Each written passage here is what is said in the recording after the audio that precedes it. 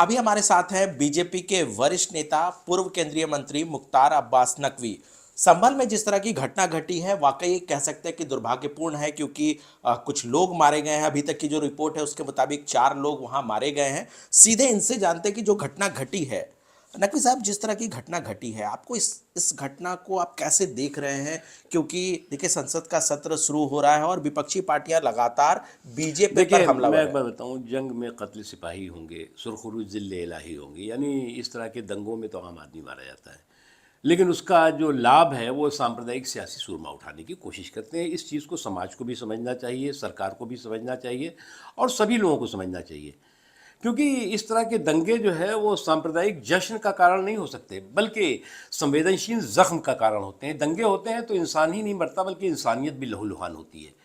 लेकिन एक चलन चल गया है कि उस इस तरह के सांप्रदायिक उन्माद पर, इस तरह के सांप्रदायिक दंगों पर भी सियासत करने की या सियासी रोटियां सेकने की कोशिश करो। नकवी साहब, लेकिन एक बात है कि घटना घटी, यूपी में घटी, वहाँ पे आपकी सरकार है, केंद्र में आपकी सरकार है। अब उन जो विपक्षी पार्टियां हैं, चाहे वो राहुल गांधी हों, प्रियंका गांधी हों, समाजवादी पार्टी है, उनको मौका जरूर आप लोगों ने दे दिया। देखो, मुझे लगता है कि दंगों पर सियासत जो है वो कतई जो है वो समाज के हित में नहीं है और न सियासत के हित में है। अगर अगर अगर आप जो है वो कहोगे तो फिर आपकी जो है वो कई दशकों में जो आप सरकार में रहे हो, राज्यों में और केंद्र में, तो उसका जो है वो 5,000 से ज़्यादा दंगों के इतिहास का लोग जो है वो खंगालने लगेंगे। आपको लोग खंगालने लगेंगे कि भागलपुर में क्या हुआ जो वर्षों चला और हज़ारों की संख्या में लोग मरे, फिर भिवंडी में क्या हुआ, फिर अलीगढ़ में क्या हुआ, फिर पूरे एक लंबी श्रृंखला है 5,000 से ज़्यादा।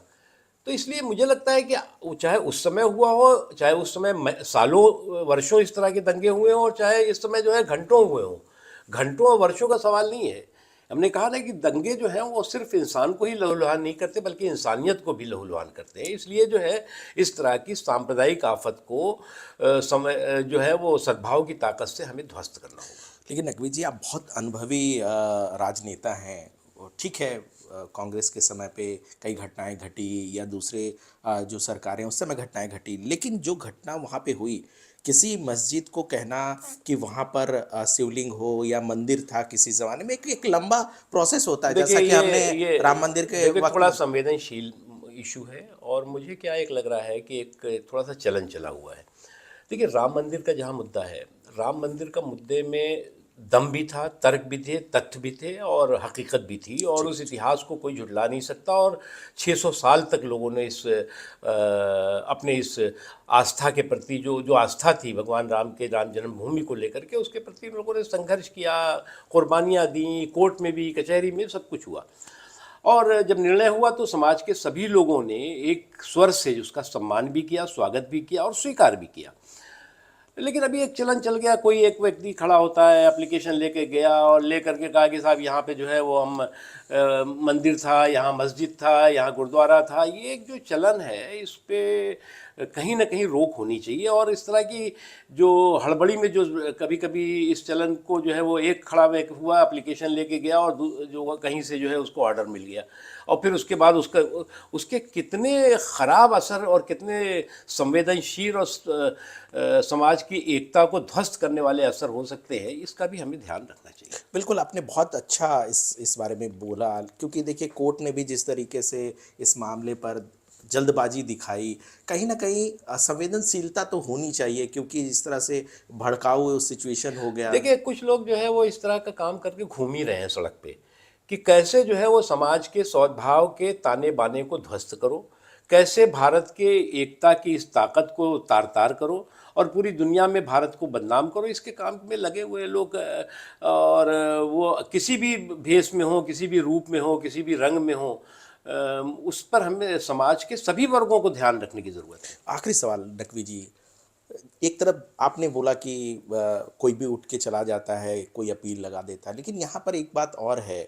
जो घटना घटी दुर्भाग्यपूर्ण है, लेकिन जिस तरह राहुल गांधी का ट्वीट आता है, प्रियंका गांधी का ट्वीट आता है, राम गोपाल यादव तो यहाँ तक कह गए कि मारे गए लोगों की संख्या बहुत ज़्यादा है। ये भड़काऊ नहीं है? आपको नहीं लगता ये भी बहुत बिल्कुल ज़्यादा भड़का हुआ भड़काऊ है। है? मैंने इसीलिए कहा कि इस तरह के दंगे जो सियासी जश्न का कारण नहीं होना चाहिए, बल्कि संवेदनशील जख्म का कारण बनते हैं।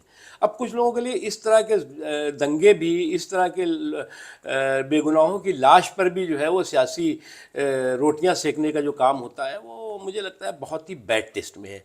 और जो लोग इस तरह की बात करते हैं फिर उनको अगर उनका इतिहास और उनका जो है वो उनके कार्यकाल की याद दिलाई जाएगी तो वो बहुत शर्मिंदगी उठानी पड़ेगी। बहुत बदनुमा दाग से उनका कार्यकाल जो है वो कलंकित है। आखिरी छोटा सा जवाब चाहेंगे, जो भी गुनहगार है उसको सजा मिलेगी, आपकी सरकार है? बिल्कुल मिलना मिलना चाहिए, चाहे वो समाज का कोई भी हिस्सा हो, चाहे वो प्रशासन के लोग हों, चाहे समाज के लोग हों, चाहे सरकार के लोग हों, कोई हों, किसी को भी इजाज़त नहीं जानी चाहिए कि वो समाज के सौहार्द के ताने बाने को ध्वस्त करें और समाज के सौहार्द के ताने बाने पर किसी भी तरह की सांप्रदायिक आफत को लागू करने की या करने की कोशिश करें। तो ये थे पूर्व केंद्रीय मंत्री मुख्तार अब्बास नकवी। अपनी अपनी साफ साफ बातों को रखने के लिए ये जाने जाते हैं और यही वजह है कि कई चीज़ें इन्होंने हमारे सामने भी रखी है। कैमरामैन सोनू मंडल के साथ अनूप गुप्ता, न्यूज़ 18 नेटवर्क, दिल्ली।